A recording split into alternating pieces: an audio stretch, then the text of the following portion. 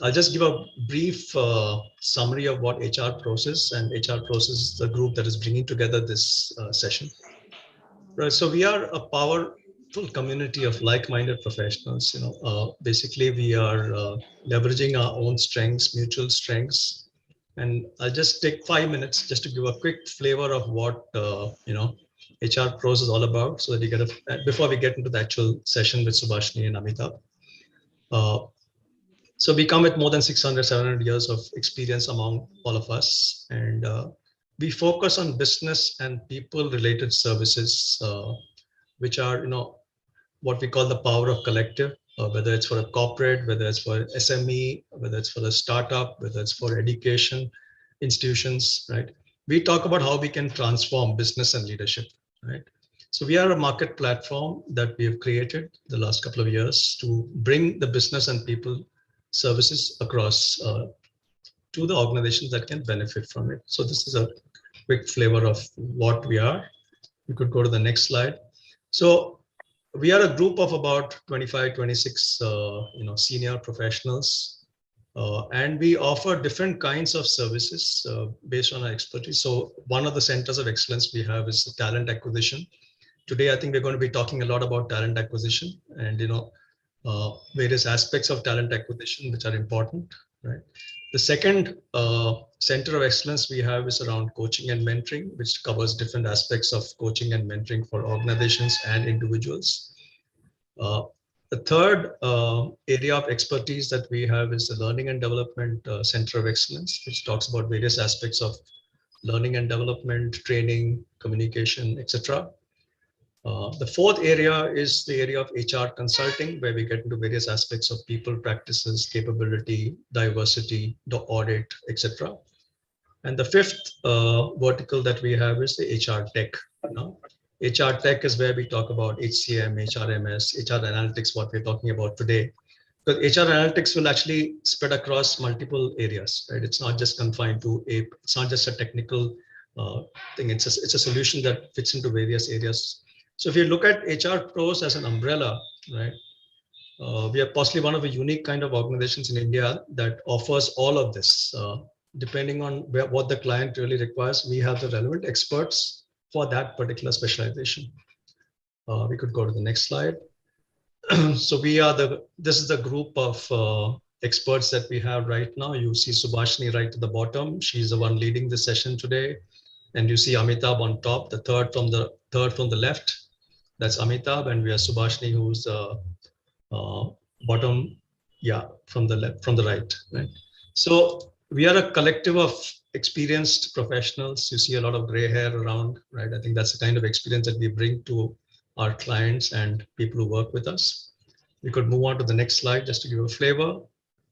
Like I already mentioned, we have structured ourselves under 5 centers of excellence: coaching and mentoring, learning and development, HR consulting, HR tech, and talent acquisition, each of which is led by a senior person with a lot of experience in the industry, with experts under each group.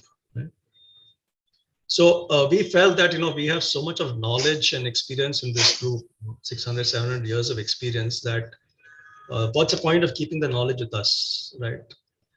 Our joy really comes from giving. Our joy really comes from sharing our knowledge and experiences. So a couple of months ago, we started this knowledge series.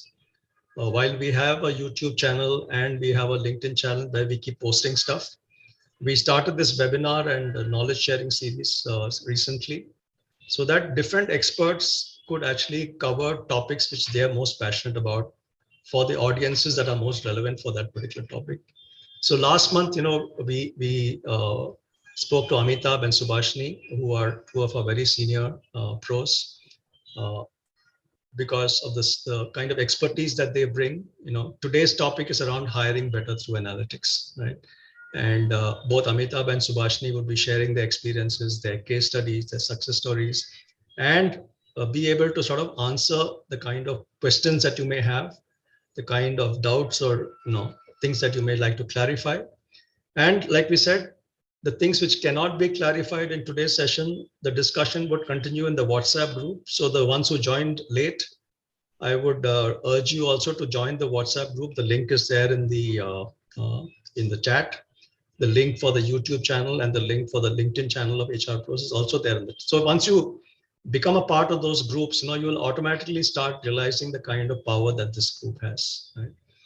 With that, I thought I'd just hand it over to Subhashni and Amitabh to take it forward, and you know, look forward to a wonderful and interactive session, and request all the participants to actively participate, make it a two-way interaction.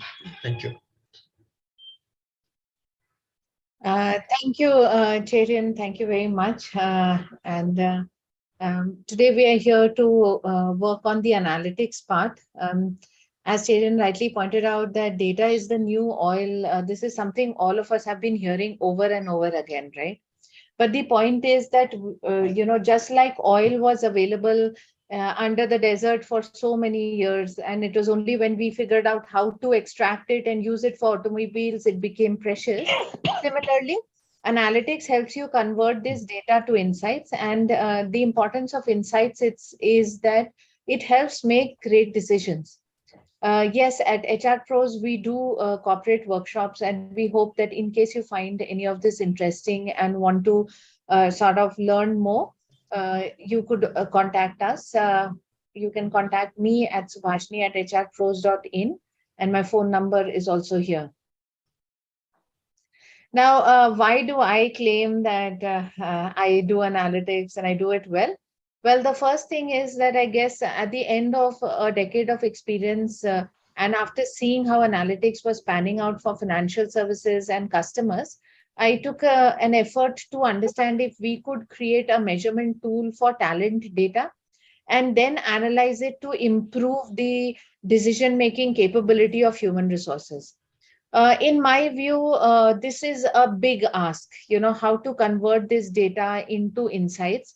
And it gives a big leg up to us people in human resources when we can talk to business on the basis of data and not only on the basis of anecdotes. So this was the aim. And to this purpose, me and my co-founder at Pexitix, we have actually written a book called HR Analytics in Depth, and we hope that you will follow our YouTube channel, which is completely free, and see how you can use the data in your organization to make great decisions. The topic today is hiring better through analytics. And, as I mentioned to you, we started off by creating a tool called Pexi Test. You can look us up, where you can do various measurements in the easiest possible manner to understand how your talent database is looking. Because yes, it is true that though many organizations have HRMS, HRIS systems, there is still not a very structured approach in organizations to manage talent. So the first thing that I guess any organization which has enough data goes in for, and which it should go in for, is a recruitment dashboard. This is very, very important to understand how the data flows, how your recruitment funnel goes.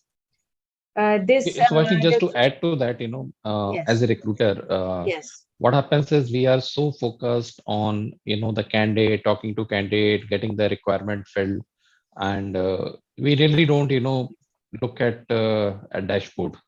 So most of the time when we talk about dashboard, what we would be looking at, what is our pipeline, how many candidates are going to join next Monday.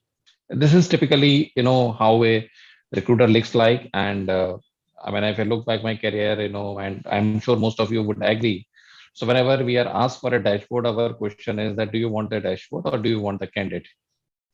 So, but yes, over a period of time, we have also realized how important it is for us to build a proper dashboard. And thanks to HRMS and all, a lot of information which we have is, instead of being on an Excel, on a Word, or on the the diary of the individual recruiter, everything is available online, and including the interview notes also, if we look at it. And so the first step, of starting any analytics journey is that we look at, what kind of a dashboard is required.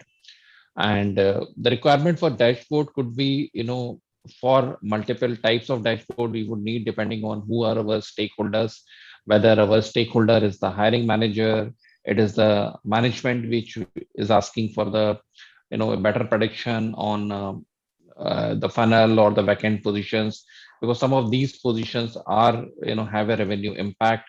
Or even from a recruiter perspective, that how many candidates are going to join next week, what is our pipeline for subsequent week, which are our sources which are working.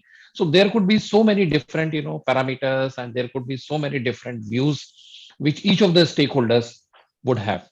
And while we may not be able to get into each of the individual dashboards as to what an hiring manager should look at it, what a recruiter should look at it as a dashboard, and what a management should look at a dashboard, but as Subhashini will take us through the journey, it will help us, build a generic data dashboard, which we can obviously develop it and customize it further for our usage. While we do talk about ATS and HRMS, it is important, but some of it, we can even the idea is that even if you don't have an ATS or HRMS, some of the tools and things we will be talking about, you can do this based on simply on using an Excel formula. Correct. So over to you, Subhashini. Yeah. Right. So Amitabh has got it absolutely right. And at this minute, as I'm sure you are convinced that this is a great place to start, I would request you to just take this more small poll to understand that is your organization using dashboards for recruitment or not?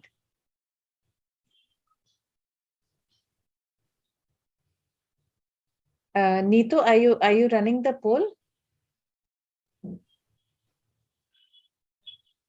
Subhashini, I'm running the poll. Okay, great. So you want the hiring dashboard poll? Yes, yes, yes, absolutely. All right. Neetu, can you check?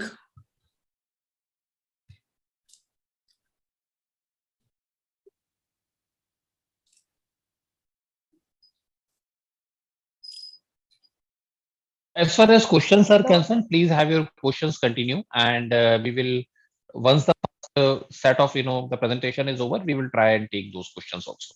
Absolutely. Yeah, please have your questions keep on coming. There's yes. Yeah. We'll consolidate and answer it. Yes. I don't have the poll on my screen yet. No problem. Okay. Okay, no problem. At whichever time you can trigger it, it's fine. So, guys, let's continue. So the interesting thing is that in a current article, in Forbes, we've understood that 5 in 10 organizations actually have a recruitment dashboard. So even if they don't have a very formal ATS, as Vivek has pointed out, can you put up an ATS in Excel? Yes, you can. But it will just need you to sort of create it with macros and the like. But nowadays ATSs are available at a very reasonable rate. So, it's again that cost effort thing that you have to see.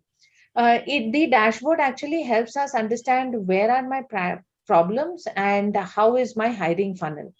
So, see, finally, if you're paying so much attention and putting effort to build up your data, you want to understand that which are the how is the data spanning out, right? When it comes to hiring processes, you want to use this data to drive your hiring processes. You want to remove bias that exists because of us monitoring certain parts of the business and not monitoring others. Okay, or maybe even some legacy issues which existed, which don't exist today, but our mind remembers them. So it's always good to go back to data and check it intermittently. And a recruitment dashboard is a great way to visualize the data related to recruitment. At least once a month, we should try to look at it, to discuss it, to understand who were the type, what is the change in the type of applicants, hires, campaigns, and budgets that we can see. Now, at the end of it, it's not even only about looking at the data. It comes up to the fact that can you take away some insights? So when your team, your dashboard efforts have reached this level where you can actually start taking out insights, you are ready for the next level, which is improving the recruitment strategy and improving efficiency of processes. Do you agree that it's a stepwise process? So it may take you about 6 months to start off with a recruitment dashboard and then reach that maturity where you are able to actually take out monthly insights of the recruitment dashboard and take a call. Is this good? Is this bad? Etc. When you reach that stage, when you can use your recruitment dashboard and feel comfortable with taking calls on it, then you're ready to do the next step, which is improving the recruitment strategy and the efficiency of the recruitment process on the basis of data. This is the point when you can start with analytics. Now, why did I cover it this way? Because sometimes I'm asked this question: how do I know my organization is ready to start on the analytics journey? Or sometimes CHROs tell me, we are too young. We are not mature enough for analytics. And then I try to tell them that, see, this is a good way to look and see, are you ready for analytics? So analytics is nothing but problem solving using data. Now, what is a problem? How will you decide? If you start taking a poll in the organization, you will find that everyone has their own view. What is the problem? Right, Amita? Yes, Yes. definitely. So a good way to do it is to check which metrics are you not meeting. Every organization in the beginning of the year puts down some sort of budget, some sort of targets. At that point, it's a good thing to see which targets and budgets you're not meeting, right?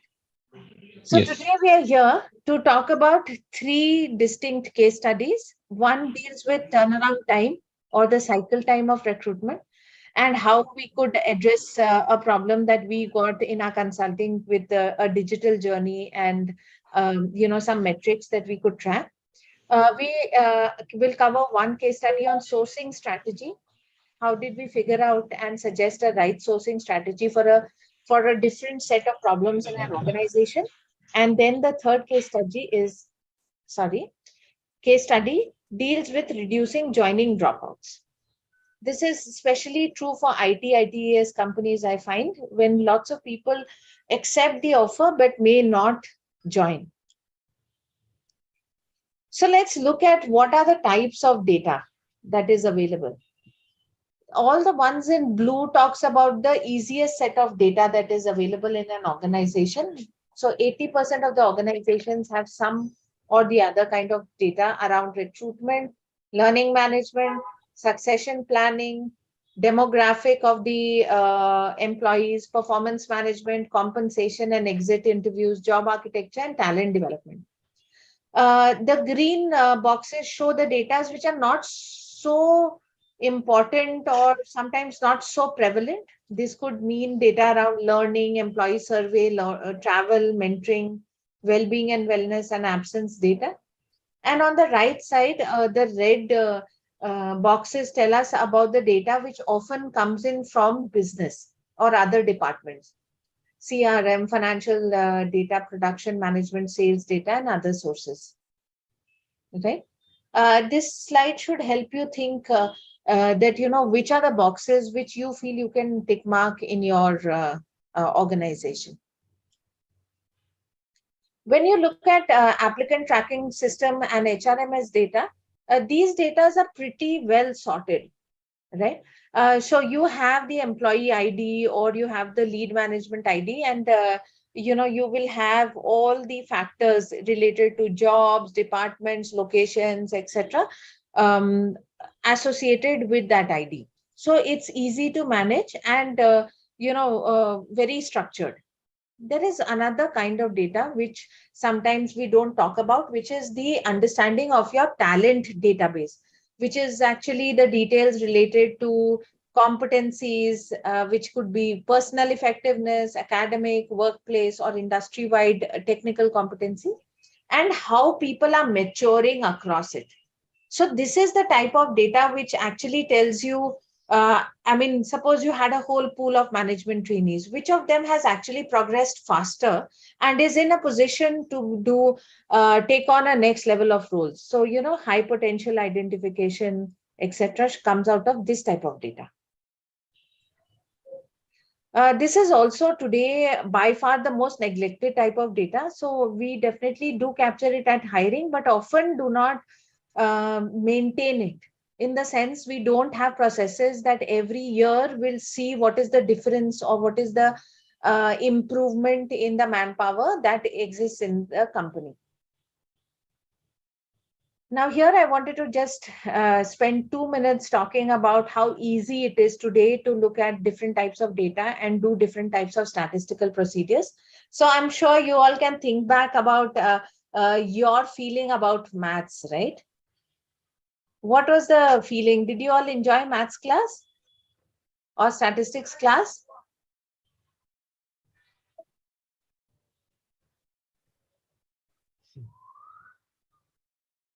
Yeah. Okay, Pat says he did, but Nizar says no. So yes, so in fact, a lot of people don't enjoy maths, and I think that is predominantly because we get confused with the formula. Okay, but if you look at the words which signify the different procedures in maths, it's pretty much, you can look them up in the English dictionary and it means exactly the same. So like descriptive statistic means describing the data. Okay. And moving averages means the average which keeps changing. Okay. So regression means doing something over and over again. Okay. So what I'm trying to tell is that in Excel today, you have this free add-in called data analysis tool pack. And this allows you to do various types of statistical procedures just by clicking the buttons.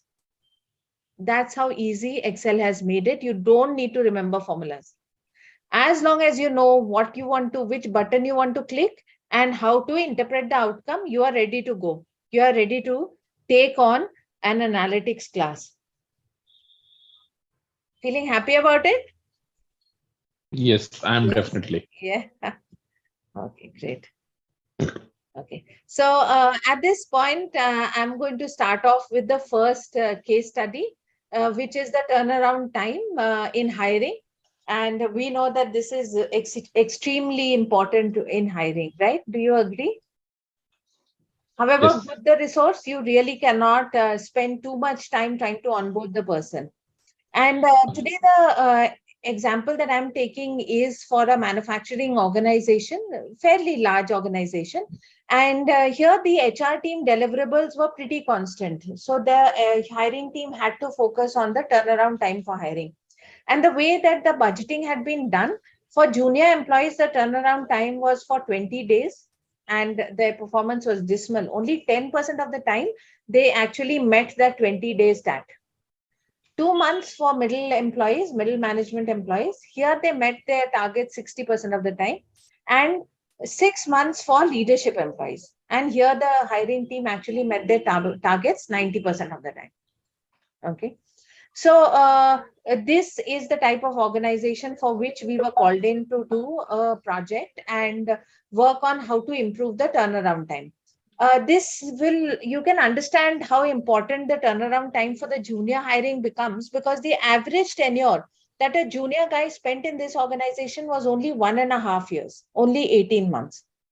Okay. So there was this constant churn and this constant effort to get these guys up in time. They had a pretty standard process, and this process had been going on for long. So you started off with the business sharing a JD with the human resources team, where you had deliverables, competencies, and the average CTC that was expected. There was the process of CV shortlisting by the human resources team, which should be approved by business. Interview one, which was with the HR team, interview two, which was with the business team, and interview three, which was optional, but if it did happen, it was with the business team. So interview three invariably was done only for places where you wanted to further check some particular competencies. At the end of these 5 steps, you could release the offer letter and the candidate could join in. Is this looking like the organization you work in? Are you able to relate to this? So just to add to that, what we have tried to do is we have tried to incorporate, a case study from each of the industry segment. So we are looking at one organization which is primarily manufacturing. Another organization which you will see subsequently will be more about feet on the street or a sales organization. The next we would talk about is an ITS. So this is a very typical representation of how does the TET looks like, and how we moved next step on that. So Yes. just waiting for your feedback. Is it something which you face on a day-to-day basis, or what is your viewpoint on that? Yes, Yes. so I think Great. everybody So, says it's very typical of them. So I think let's yes. move on. Yeah. So when we looked at the data, this was the data types of data that was available in the ATS HRMS. From the JD, there was the role, reporting manager, experience, education, location, budget, and CTC. From the CV or resume that the candidate put in, there was education, location, experience, previous employers, age, languages known, projects, and certifications. And then for the 3 levels of interviews, you had the scores and the recommendations of the interview panel.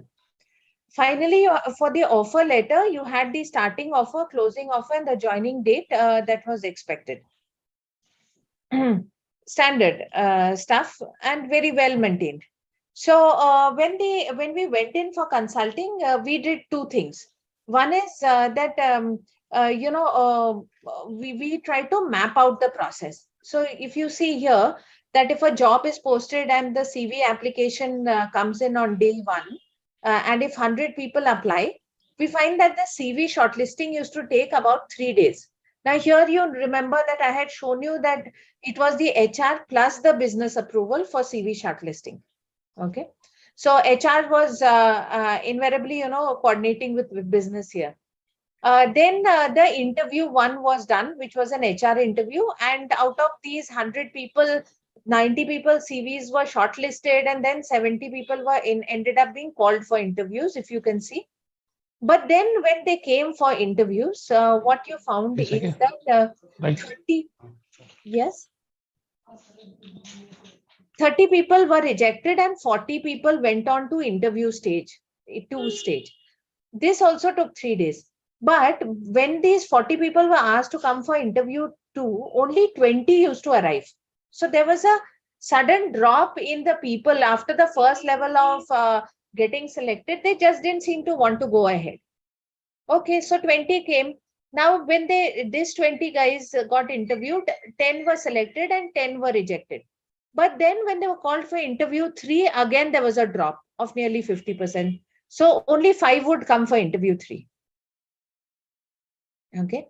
After that, it was straightforward. You went on for interview. Most people, there was hardly any rejection in interview 3 stage. Most people got an offer letter. Half of them got an offer letter, but again, half only would join. So if you started off with a pool of 100 candidates, you could expect 1 candidate to join. Okay. This was quite a surprise for them, because when we actually mapped it and saw, the company was surprised. And the problem statement, which had started off with being reduced turnaround time, actually became this, that also reduce good candidates dropping off, because what was the discovery on the way? That good candidates were dropping off.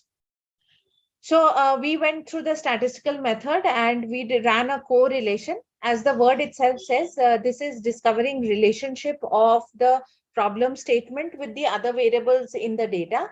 And what we came out with was something like this. That the biggest thing was that the good candidates were dropping off. So the good way to go about it is, okay, Vivek, I can see you have multiple questions and we will come back to it. Just let's finish the case study. Just park it on the side. Yeah, just some time. Yeah. Yeah. We'll take up all the questions. Yeah. Yes, absolutely. So so when we came back to the management and told them that this is how it is, the management said, fine, Subhashini, go ahead, propose something which you think will work for the junior hiring. Okay. And if it works there, we will take it up for middle and senior hiring, which as per them were the most serious type of hiring, right? So I recommended this digital hiring journey for the junior hiring. What we did is this, as simple as this, we introduced pre-screening, which was integrated into the company's portal itself. And this pre-screening, we introduced a system triggered profiling and skill assessment. So the process for JD shortlisting pretty much remained the same. That the person applied and the JD was shortlisted, but instead of business also having to shortlist, the HR would quickly just trigger off the pre-screening one, which was a psychometric profiling, which told you was this person serious about the job and was he a long-term candidate or not. This took about 5 minutes. So in the same day, that the person applies, the system would trigger a message and you got a pre-screened psychometric profiling. And next thing was to check for skills. This also was automated on the company's portal so that you could quickly measure the skill, basic skill levels. If it was met, then came the interview. So what I'm showing you here is interview one, which was with the HR, where HR used to spend considerable time to coordinate with candidate, decide which is a good date and all. That was done away with. Straight off, the interview moved to interview two, where the business and the HR person could sit together and work with the candidate. Even the interview three, because you might remember from the earlier funnel, that in interview three stage, virtually nobody was removed, okay, or screened out. Only 1 out of 5 was screened out. So it was more as a cross check of competency. So that too was put into a testing format so that when the person came for interview two, he would also spend 20 minutes taking a small test to understand his competency level in the office premise itself. Hence, on day three, the HR was able to share either an offer letter or a rejection email with the candidate. So that's how fast it went. There was no ambiguity. Oh, I'm coordinating with this candidate is not applying, etc. That sort of ambiguity, that stress went away. Now, what benefits we could see in 3 months is like this. The turnaround time for the high volume junior segment came down. So in 20 days earlier, they were recruiting only 10% of the people. Today, they started recruiting up to 50%. They were meeting 50% of their targets. The stress level in the recruitment team came down because they felt they were in control of the funnel. And the surprising part or a hidden benefit which we had not anticipated came out, which was infant mortality, which is after the employee joins within 30 days he attrites. That also reduced from 10% to 4.5%. Now, this is called a lagging indicator, right? This is a metrics or an indicator which goes or tags behind your hiring practices. So this lagging indicator also showed a considerable improvement, and this stage became set to take on this project to the middle level hiring. So this is one place where a combination of the data and then the insights out of the data has helped the organization manage the turnaround time for hiring. Okay. So at this, before we go to the next Yeah, case so this is study. wonderful, Subhashni. And Yes. for those of us who are mathematically challenged, if you can just elaborate on the leading and lagging indicator a bit, and then we will take the questions. Okay, great. Yeah. So as the word itself says, leading indicators are those indicators which will tell you that something is going to happen. So when you run a correlation, you come to know that something is going to happen. If this matrix has moved, the next matrix will also move. For example, and I'll take a very common example. We know that if we study for a certain amount of time, or we cover all the chapters in before our test, we will get good marks in the test, right? So covering all the chapters in the test is the leading indicator, and the getting good marks in the test is the lagging indicator. It will get affected when you affect the leading indicator. So if you put that part right, you know that the next part will automatically flow. Is this Yes. making sense? Yes. To a large extent, yes, Subhashni. Yes. So it becomes very important, and correlation is the relationship between variables, right, or attributes. So correlation helps you understand which attribute should I increase, which attribute should I decrease, so that I can get my desired effect.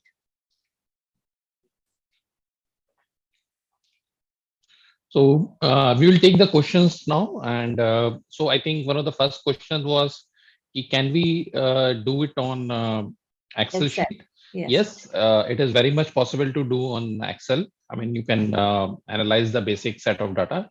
But only thing, if you don't have an ATS or HRMS, what will happen is for all the resume flow which you are getting in through whatever sources, whether it is through email or through, WhatsApp or whatever it is coming through, you will have to manually upload the data onto the Excel sheet.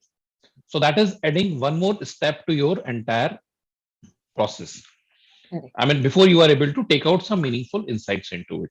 So that is it. Otherwise, there is no challenge as far as using Excel sheet is concerned. And in any case, ATS and HRMS have improved and refined their working in last 4 or 5 years back only. Before that, everybody was on Excel sheet or on notebook. So this is fine. We can do it on Excel sheet. There is no issue with that. In Now, case you don't have an ATS, but ATS has its own benefit, but we will talk about it a little later because that's not the subject of this webinar. And next question, I believe, is from uh, simplifies and displays our effort. So next question is, what should we do when all your strategy sourcing mix fails to get people on board? So again, we come back to the, what Subhashini said, this is exactly the kind of reflective of this, scenario, what you're talking about, Vivek, and to everybody who's asking this. Only thing which we have not looked at it in this funnel is that, what is your sourcing mix? Are we looking at agency hire? Are we looking at, uh, sourcing through social media, or we are looking at sourcing through job portals or through relying on our website? So we will have to add another dimension of our sourcing mix to be able to answer this question. But yes, if we do tweak our hiring strategy, I'm sure we will be able to get the people on board. The other thing is also, which could also be happening is, and it can also give us some indication, is that whether the JDs on which we are hiring are over ambitious.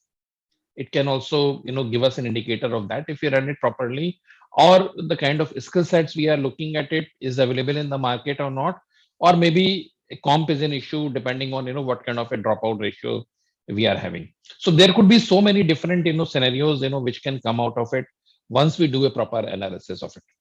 yeah, And sure, we will be able to get people on board. Nothing to worry about. I mean, sometimes, you it should does take contact time. Amitabh. He'll help you with your sourcing strategy. Yeah. Yeah. I hope, Vivek, it answers your question, or anybody else has any other question to related to that before we move on to the next set of case study. Thank you. So, Subhashini, you can move on to the next case study. Yes. Like Amitabh was saying, Vivek, sourcing strategy is a big thing. And sometimes, we are not able to understand that where exactly is the problem. For which, of course, we need to make an effort to do some sort of analytics to understand or pinpoint. Or that exactly what is the disconnect, why is this not working, right? Which is that indicator which is so off that is not making this process go smoothly. So here I've brought in an example of this company. You remember in COVID, this is a its Vivek says maybe we are over ambitious on onboarding that. That is also quite possible. Maybe you should do a expectation setting for your management team, saying that, see, with these, with this type of team or these type of jobs, we are being over ambitious. That's also quite possible. Yeah, so that is also, we can also look at it, for the kind of, profile you are hiring, what is the expected notice Yeah. period typically an Yes. organization runs. If you are hiring a software engineer, and most of the software companies have 30 to 60 days of notice, and the TAT is 15 days, it's not going to work. Correct. Correct. Yeah. Now, here we are talking about this particular financial services firm. In COVID, they had to shut down multiple branches. Business had really gone down. And post-COVID, they wanted to pick up on the hiring. So they wanted to hire 700 customer interfacing employees in 5 months. And these are the feet on street, but they were called sales and customer success employees. The good part was they had some of these parts already done. Like they knew who's the ideal employee, somebody who knows the local language, who's independent in movement. So he has a two-wheeler. Education, they were not very worried about. As long as you were 10th pass, that was fine. Smartphone usage was important because all of their processes you could, sort of work on a smartphone, and their financial integrity had to be high. They should not take the money from the customer and run away. So now what was in the organization itself, there was a lot of unrest. Now, why this? Because the central sourcing strategy had failed. Okay. And this had led because the business had protested that they take so long to onboard people, they're not able to give enough people for the regional locations, and it is leading to business loss. So the business had pushed for local sourcing strategy by branch managers, saying that the branch manager should recruit people or boys or runners from around. Now, HR therefore was only sent the Aadhaar photo and the bank details to onboard the candidate. And then month on month, they had a concept of giving an incentive plus the basic salary, depending on this person meeting his targets. So they had simplified it, automated it to this level. Is this clear? Any queries here? It's becoming a big thing for many retail organizations as well as for retail lending organizations. So I'm sure a couple of you have seen situations like this. Now, what was of concern to the management or the CEO was these two things. There had been cases of fraud. Some employees had been taking two salaries. Okay. And the second thing that was amazing was that was disturbing was that there was an employee disappearance rate. So they had given, I told you, na, the processes. I think we can just. There's some background noise which we are getting. Yeah. Yeah. Okay. So there was high employee disappearance rate. So this was tracked by smartphone usage, and the smartphone, they had an app which used to give GPS coordinates of the employee back to the database. Okay. So HR was accountable for hiring, but it had no control on recruitment because the branch or regional guy was doing it. And the idea was how to change the sourcing strategy to avoid frauds and employee disappearance. This was the project that we were given. So as an analytics intervention, what we did is we took the data from fraud cases. This included data around location, branch, managers, employee tenure, age, performance month on month. All this was very well maintained by the organization. And the statistical, statistics we used was clustering or segmentation. And the outcomes we wanted was we wanted to identify the common factors in these fraud cases. Okay. Then, of course, we had also spoken about employee disappearance. So the disappearance, also we got all this data that we spoke about for fraud. Plus, we took 2-3 more attributes. We took education, engagement, and customer complaints. The methodology used in both was clustering, and the outcomes was to identify common factors. In one data, we wanted to understand common factors of fraud employees. Another data, we wanted to understand common factors of people who disappeared. You'll see on the right side, this picture is, a representation of how clustering outcomes look. So they sort of tell you which people have similar trends. So what was the outcome? We found out what were the major drivers of fraud and employee disappearance. So there were some similar variables that came out, like location, education, and age of the person. But there were some variables which turned out to be unique to frauds. One was high performance. So it seemed that high performance feet on street actually showed larger percentage of fraud. Longer tenure in the system. So they had stayed in the system long enough to try to beat the system. And then if their manager had changed in the last 3 to 6 months, so they had started, perhaps they knew just a bit more than the new person who had come and become the manager. Okay. So once we came to this conclusion, these are the outcomes over here that we put out. That for the high risk branches, we should have an HR SPOC and local agencies through which candidate sourcing should be done. So the sourcing strategy could not be the same, that the branch manager brings in anybody he likes. It had to move to local agencies to support at least the high risk branches. Then the next part was the education itself, that branch managers were sanitized to the warning indicators. Okay.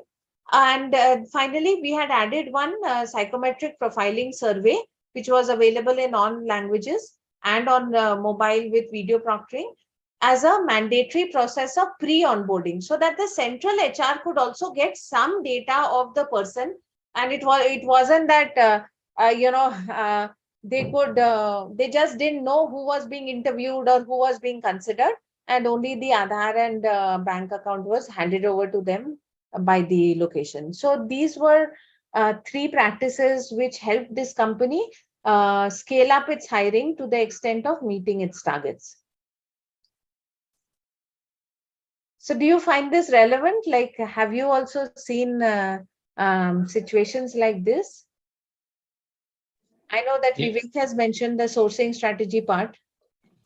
No, this is very much relevant because a lot of us who are working for companies, and who are working for companies which is requires a large amount of field manpower, Yes. and it is or whether what we call as feet on the street, and not just for NBFCs and all, even for organizations which are into selling. So looking at it, their data point, whether they have got the sourcing strategy right or not, and how can we build upon the right. Yes, it is very, very important for us to understand this part of it. Yeah. And we should also understand that perhaps the same uniform sourcing strategy may not work for everyone or every segment of your data. So I think that is one thing which we should all also keep an eye, that, maybe certain segments, instead of looking at all the hiring as one uniform segment, it may make sense to divide it into certain segments which seem to have different trends.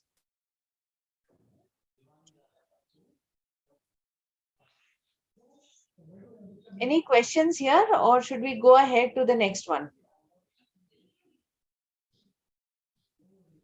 Okay, before you move, Subhashini, the polls will have to be launched by you.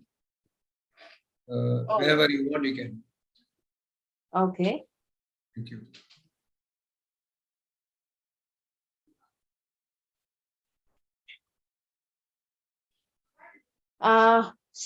Then let's look at reducing joining dropouts.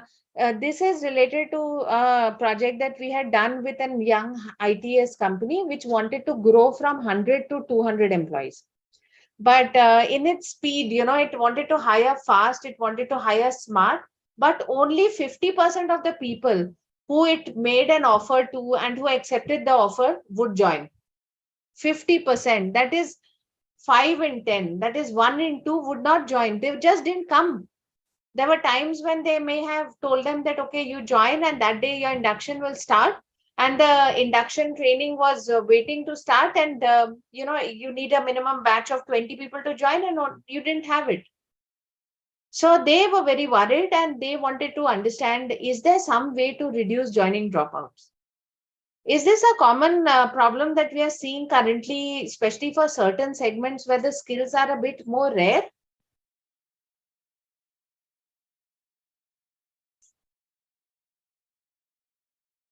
Yes, yes, I agree. We are seeing it, especially where the skills are a bit more rare. So what was the data that we considered? We considered data around position, like junior, middle, senior skills. That were they the latest skills or old school skills? So, latest skills, when I say, I mean robotics and machine learning, AI, analytics, data science, or older school skills like Java, React, etc. Home location of candidate versus job location. So this company was based out of Chennai, and it would be not be surprising to you to understand that we found that a lot of candidates who were more than 500 kilometers away from Chennai would not join in finally. Previous employers, CTC budget versus industry average in terms of what salaries were paid, and some profile information of the successful candidates.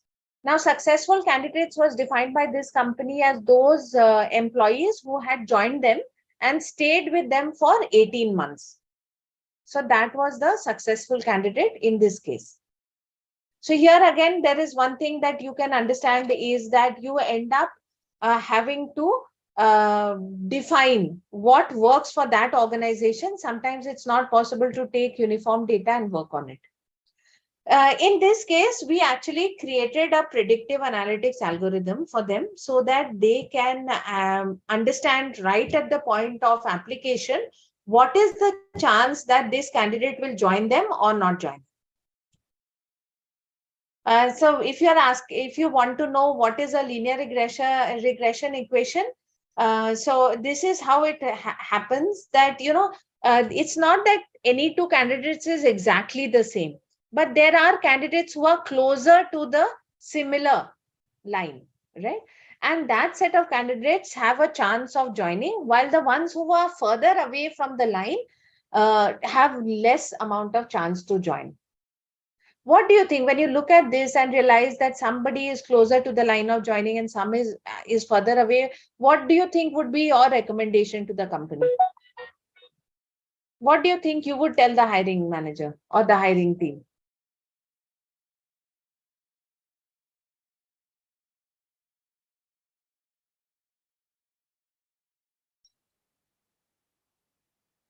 A bit more actually, this graph. So this guy out here, right? Yeah. Would you want to spend your time interviewing him if you know that the chance of his joining is very less? Okay. No, right? So what it helps to do is it helps the team to prioritize who they want to turn around faster than the others. Okay, who have a higher chance of joining, let's work on them. So what happened is that we created for them a digital hiring process through algorithm. Now, earlier, you remember it was through a process change itself, saying that quickly bring in uh, um, measurement tools which will do the measurement from your side and allow you to take a call on the good candidates. Here, what we did is we built the algorithm which would look at the CV or application in the ATS, and once it was input, it would divide the candidate and give a score saying, is he likely to join or is he not likely to join? Okay. So when we made, so even this process of creating the data was two-pronged. First, we created the data looking at only the HRMS data, and we found that we needed, that algorithm wasn't that effective. So then we actually did some psychometric on the successful guys, right? The candidates who had stayed with the company for 18 plus months, and they then included that, it made it into a two-stage information flow. And with 80% accuracy, the system started telling them, oh, as soon as somebody's CV came, what's the chance he will join? So if he actually passed through all the levels and got selected, what's the chance he would join?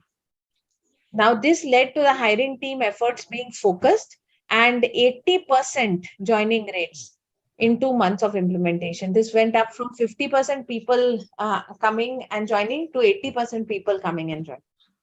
So everyone was like really happy, right? Ecstatic. Yes.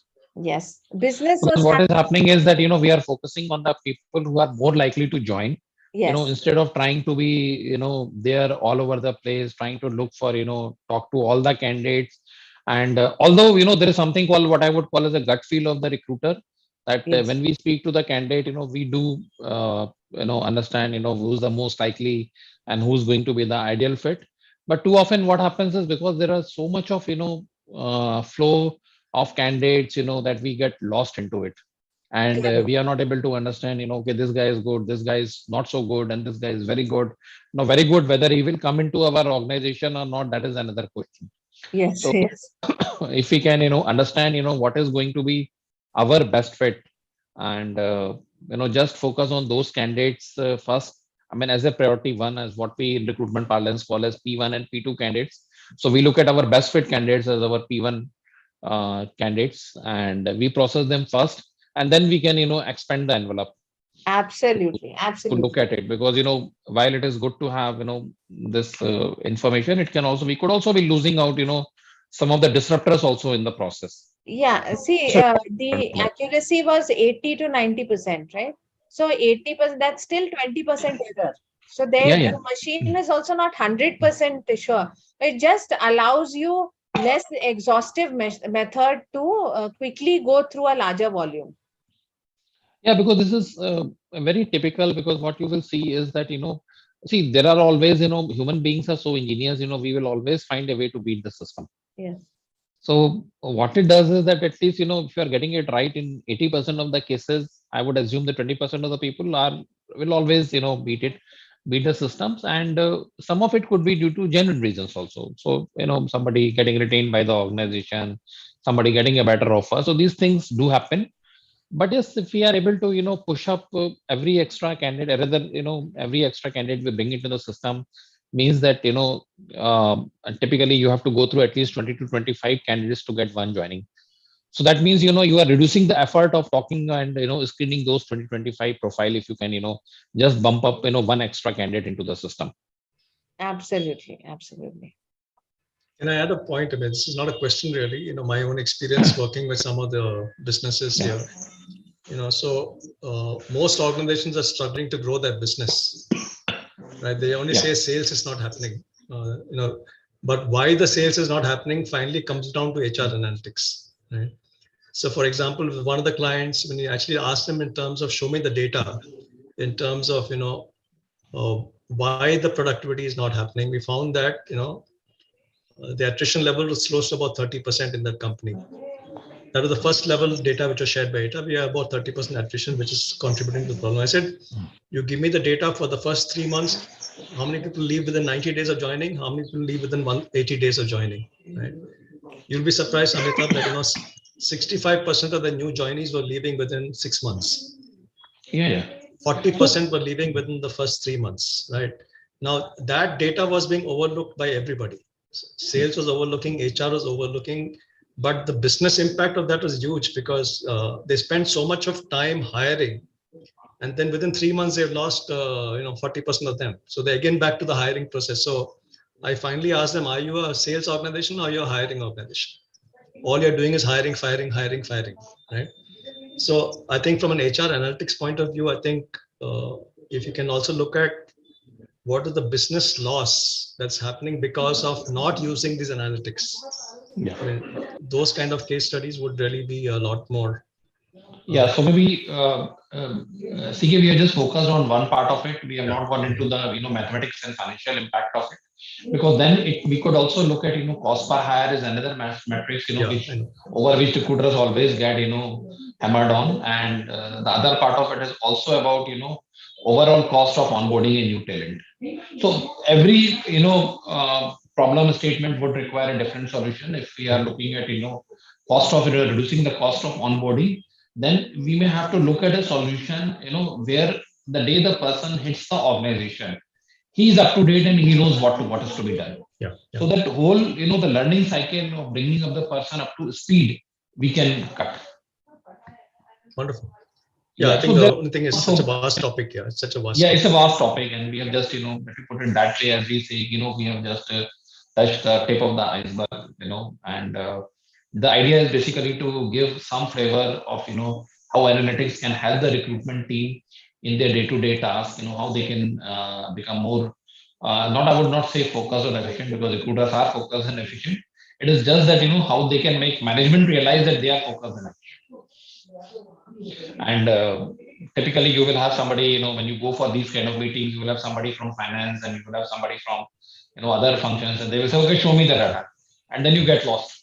So it helps some of the recruiters get into understand what data is required to make better hiring predictions, better hiring decisions.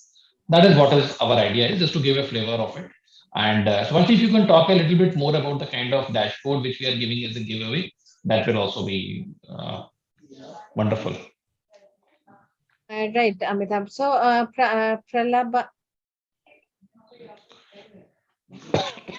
Pralab has asked, how may I We know? go back to the questions a little later. If you can just talk about the dashboard hiring, that Excel which we are giving as a giveaway to all the participants. Okay, sure. And I'll share the link out. So we're sharing out a Excel dashboard in the WhatsApp group where you can just put in the data related to your hiring, and it will calculate the turnaround time for different segments of hiring that you do.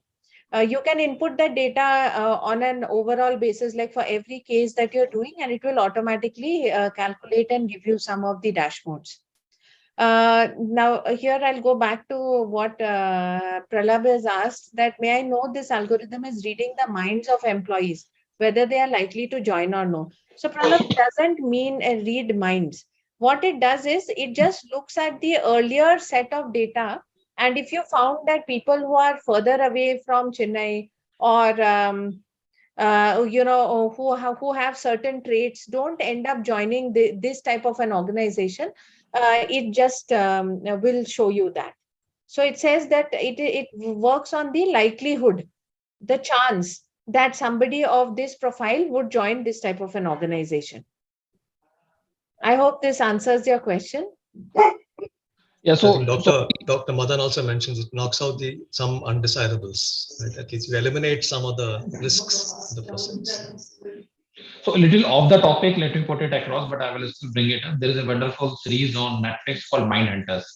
And this is, how do they look at, build the data set around finding the right profile. So it's a very good mix of, what you call as, reading the mind. But how do you read the mind? You build it through a set of data points, and how do they do it? Maybe one of these days, those of us who are Netflix addicts or who subscribe to it can look at this series. It's a wonderful series if you want You to can share it in the go WhatsApp through. group, maybe. Yeah, I will share it on this group here also. It's called Mindhunters. Like there is one thing we do to check if the person is income dependent, yeah, Mindhunters. Yeah. We have found that, especially if you're looking at junior employees, and if they're not really at this current point dependent on income, then they become choosy or they may not join. Chance is less. But if the same type of people have a higher dependency on income, they have higher chance of joining if you can close out the position faster. So these are some of the insights which come, but it varies for every organization. And it's always interesting to look at the data of your own organization to understand. I remember doing another project where they actually spend a lot of effort to increase the employee engagement, only to find that increasing engagement did not really reduce attrition. Okay. So the engagement scores became very good, but that did not reduce the attrition, because attrition drivers were different for that organization. So, it's always very interesting, and I'm sure each one of us can look at our data and talk about different projects that we can do. I do hope we will all be, continue to interact with each other, especially through the WhatsApp group. And the next webinar that we are looking at is the POSH, Prevention of Sexual Harassment webinar. We'll keep you posted. And, as you may have seen, HR Pros is not only an HR organization, it is an organization which has significant services in the space of business, people, and transformation. So thank you so much for being a part of this session. Yes. And we look forward to having you as a part of other sessions that we conduct. You want to open up to any questions now? Questions Yeah. or Yes, feedback Any in last the thoughts? next 5 or 10 open to minutes? questions. Yeah, please. Questions or feedback on the session in the next 5 or 10 minutes before we wrap it up. Yeah, Yes. that'd be great.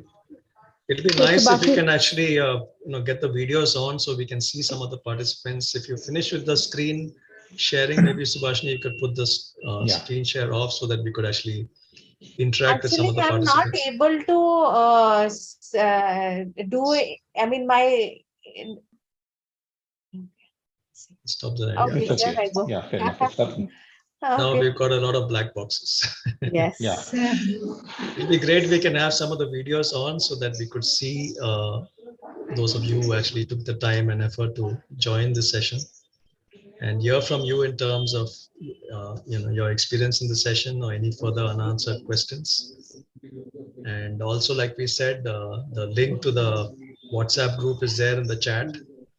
Please join that because the interactions can continue with Amitabh and Subhashini.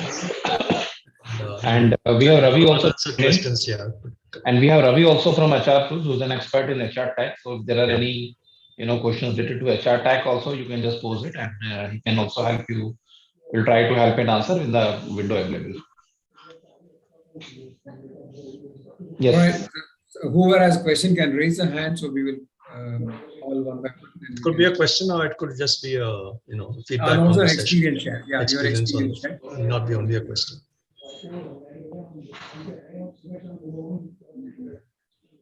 I think there's a Vivek question in the has, chat. yeah. Vivek Kumar has asked a question. Yeah. I have different question. Do we have psychometric test first and then for technical, or technical first? See, it's a matter of how you want to manage your hiring. But technically, would you, if you find a sound person who is not psychologically fit, do you want to take him? That's a question you should answer. And I find most organizations feel that is not so. So I would rather not take a very, very highly talented person. Okay, no problem, Vivek. That's okay. That's no issues. Thanks for sharing that. So I would not take a highly talented person if I knew that this person is not, his integrity was questionable, or is not going to stick with my organization for long. So that's what we find, that in hiring funnels, first psychometry comes, then comes the skill. So one of the fundamental, when we started the hiring was that, the fundamental lesson which was given to one of my bosses was that as an organization, we look for team players and team leaders. We are not looking for brilliant performers or individual contributors. So, if you are looking for, individual person who's a good team player, and grades don't matter or the qualification doesn't matter, and in fact, a lot of organizations like Google have, others have, started expanding. Theoretically, they are saying that we are open to even hiring non-engineers also for our developer positions. So maybe it will depend on, what exactly is your organization philosophy is currently, and how you are going to progress on that. So you can have a psychometric profiling first, which can tell you this is the guy who's going to fit into my organization. And then we take it up the technology and do it. Or we said we want the technology for the guy has to be a wonderful coder or a wonderful engineer. And I don't care whether he's a good people's person on it, that I will manage. So again, Yeah, entirely organizational choice. yeah, absolutely. Absolutely. Hello, guys. Yes. Hi. Hi, this is Vivek. I'm asking the questions on the chat, but I'm not able to open my video. Yeah, I yeah. just No. query actually in this session. If we decide psychometric test first for any position, right, to be filled, see that will increase your TAT, because the people you're getting in the market, they may have a good psycho, they may have good technical knowledge, but how you decide, because that is important part to fill the position as per the management expectations. So the challenge is with me is if now we have a lot of positions to fill, but if we go the psychometric test first, and the guy was good into, when we discuss as the HR point of view, was very good into that discussion part, but he fails into psychometric test. That obviously increase your TAT to fill the positions. So I'm facing this challenge in my current organization. How to deal with this situation? Can you guide me? See, I'll tell you from my experience. We work with one organization. I think I mentioned it also. They make black boxes for aircrafts. Okay. And they take highly talented, technically sound people, very specialized. And that company is an AI company. All clients are in the US, and they are very clear. They are in a hire and fire. Like, once you finish the project, I have no use for you. I am not expecting you to multitask or look at a different project and value add. You are a specialist in this part, you come, you fulfill your quota, you leave. Now, in that type of a concept, you don't care much about the psychometrics of it, right?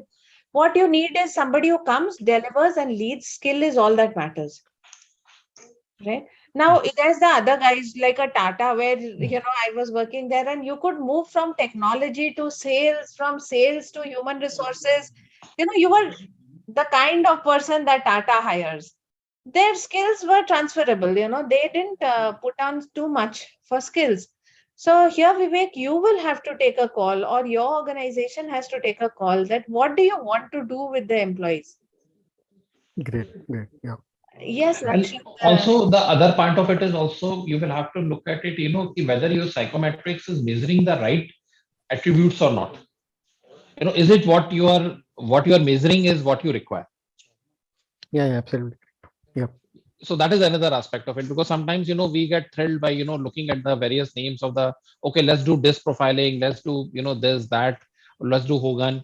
But do we really have, because ideally, if you look at it, a psychometric profiling you have to do, you have to first look at it. What is your ideal fit? Have you done the enough benchmarking within your organization? Do you know what is your right profile which you need to have? A lot of times, we don't do all this. And what we look at is, okay, this is a good psychometric profile. Somebody will come and tell us, let's go and implement it. So maybe you need to relook at, what kind of an attributes you are testing in your psychometric test also. That is Is true, it sir. really job requires or not?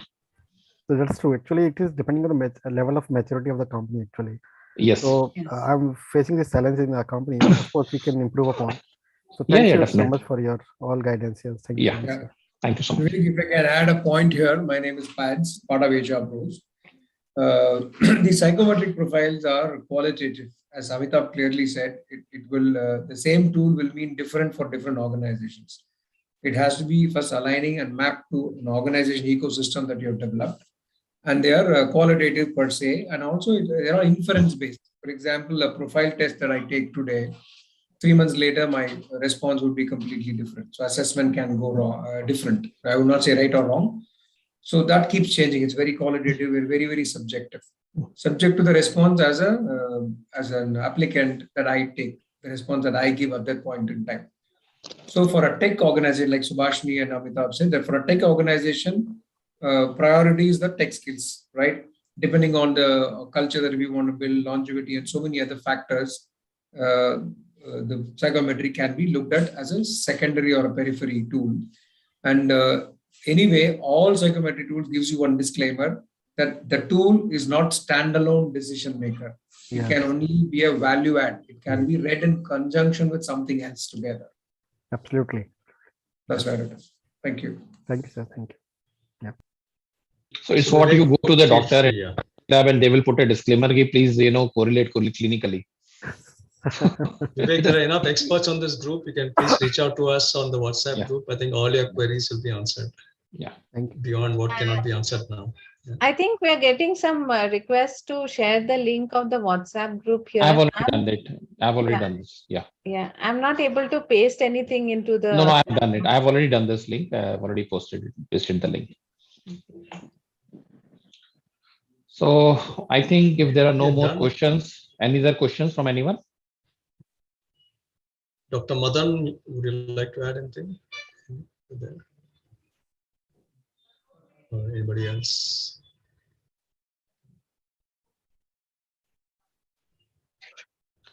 So I think in that case, we will call it off. And thank you so much for wonderful participation. And do reach out if you need any help in terms of, psychometrics, analytics, or HR tech, or any other HR related topic. We'll always be happy to help you solve this. And do join us for our next session, which will be on POSH. It is on 21st November. We will just come back and communicate the details. Thank Thanks, you so much. Amitabh Thank and you. Subhashni. I Thanks, think we Subhashni. Wonderful. just covered one aspect of analytics. There's so much left to be covered. So I think we can cover it over a period of time. Yeah. Different kinds of topics around analytics. Thank you so much for conducting this session. I think from the comments that I'm seeing, I'm sure all the participants have gone back with some good learnings and at least open the mind. That's my Yes. Thank you. Thank you. Wonderful. Thank you. Thanks to all the Thank you. participants. Once again, request you to join the WhatsApp group to stay connected with us. Yeah. Thank you. Thank you. Thank Can you. I request the HR pros guys to stay back? Yeah, we can.